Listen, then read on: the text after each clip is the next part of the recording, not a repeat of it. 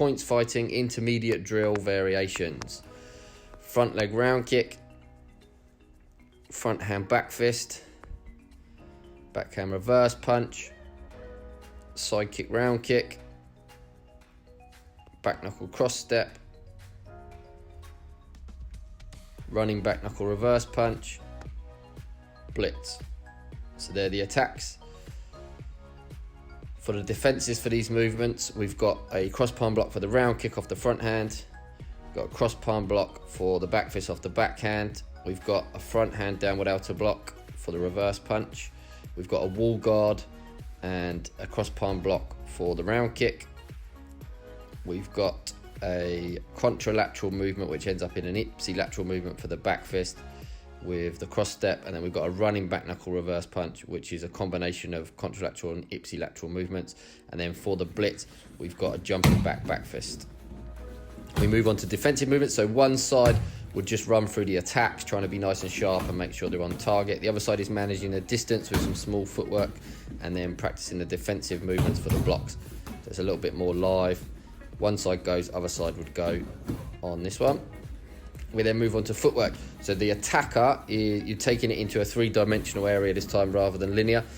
So the attacker's moving in with the specific attack required, single attacks or isolated movements.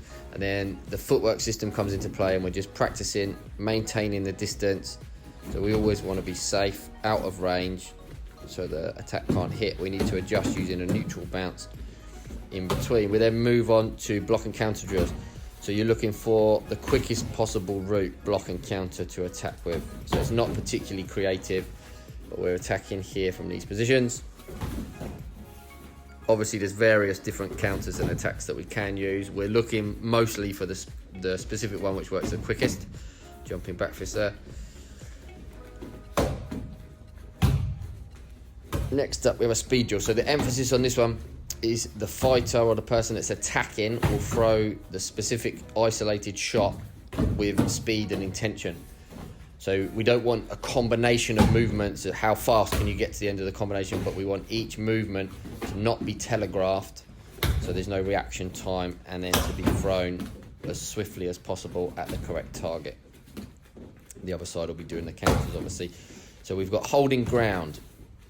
The person doing the attacks is pressing forwards. The other side wants to move back minimally to allow for the distance to be adjusted so they can counter. So the movement's all the same, but they're on a gradient scale, so they're slightly pulled in shorter, and then they're going to be moved quicker. So we've got improvised counters. This time it's not set. So the person doing the block and the counter, they're going to use any block they like that would work for that attack, and then they're going to use an improvised counter to attack back. You can also do this three-dimensionally rather than linear, and then work through. Obviously, minimal contact, we're working nice and light, but managing the distance.